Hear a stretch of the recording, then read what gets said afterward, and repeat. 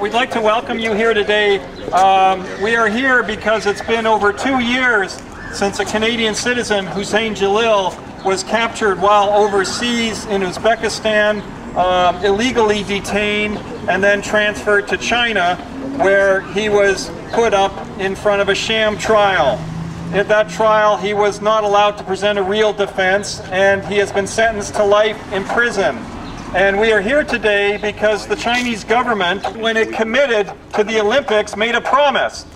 And that promise was part of hosting the Olympics would be a commitment to improving the situation of human rights in China. So we are here today to say one way that the Chinese government can commit to improving human rights is to free Huseyin Celil and bring him back home to his family, who have been without him, 4 children and Camila, for over 2 years. And we have someone here who has been involved in this case from the very beginning, from Amnesty International's Burlington chapter. Please welcome Wilf. Amnesty was formed to fight situations like this, and the case of Huseyin Celil is particularly troubling. Mr. Celil made his way from China because he was being persecuted by the Chinese government simply for actively speaking on behalf of his people, the Uighur people.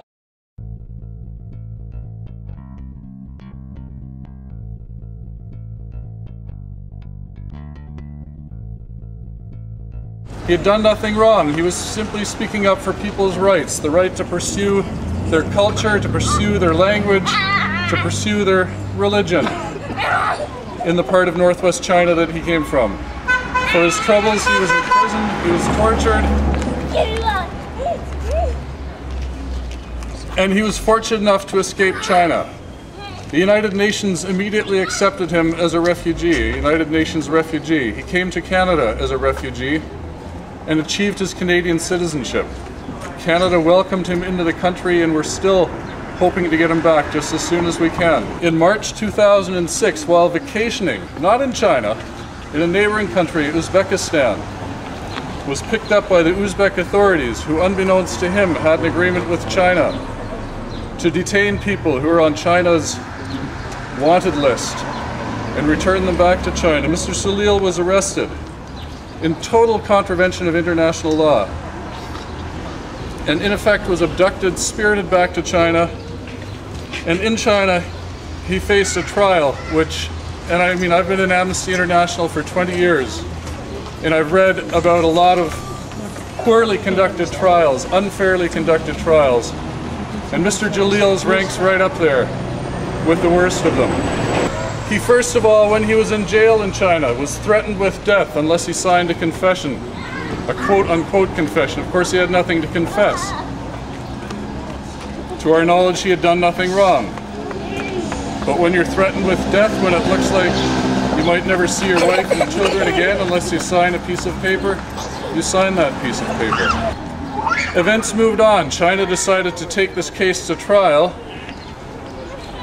and in what passed for a trial in China, which was held in August 2006, Mr. Celil was present. He wasn't allowed to speak on his own behalf. Can you imagine, those of you who are familiar with the legal system in Canada, in other nations that adhere to the rule of law, what kind of a trial it is if the defendant can't speak in his own behalf?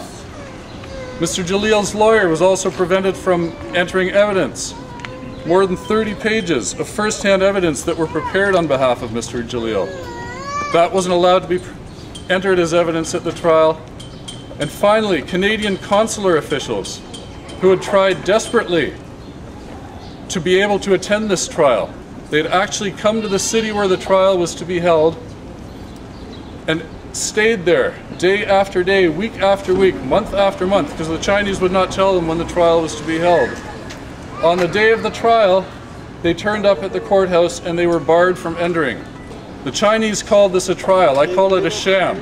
I call it a mockery.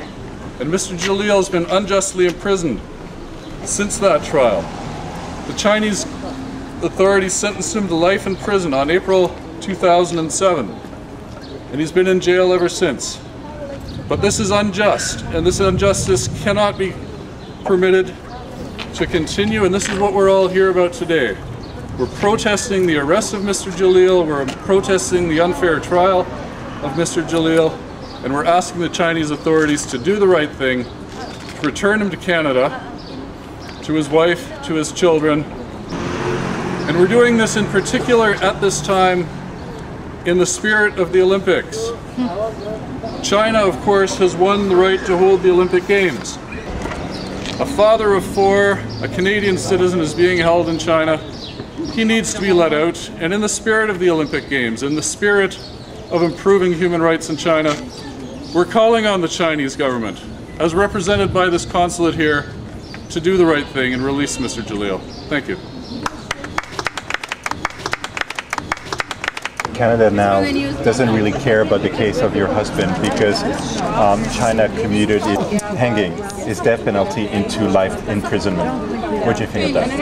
I think Canada is really soft with China. They should strongly citizenship and the immigration, and I think they're losing the time and they're not taking action on that matter. What would you like Canadians to do to help your husband? More pressure.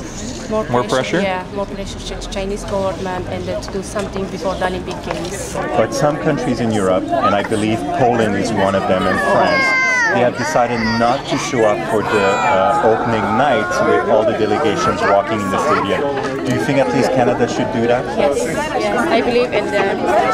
I hope they will do it. They should boycott the Olympics because they don't deserve, the Olympic Games. And when Thank you for all the people who supported my husband. Actually, it's supposed we have more than 100, like 200 people in Toronto. They didn't come because they're afraid of Chinese government. If they come to the protest, they cannot go to China. So they said, we cannot go China. We cannot go East Turkestan. They have friends, they have family in East Turkestan. If they participate protest, they're gonna be treated as a Huseyin Celil maybe in China. So they're afraid. They didn't come. You see, you can see. I called them several times, each family, many times. I pushed them, but everyone has a reason. They said, if we go there, how are we going to go back to China? If somebody's going to take a picture, they're going to send to the Chinese intelligence and they're going to catch me over there, put me in prison. They're afraid. We have to stand up until the last minute, right? Until the last minute. We wait for China, we give too much chance for China until this day. So until the last minute. If they don't listen, we have to stand up. do you think China would be upset if some countries boycott the opening ceremonies? Chinese government definitely they're gonna upset, but Chinese people has to differentiate themselves with their government.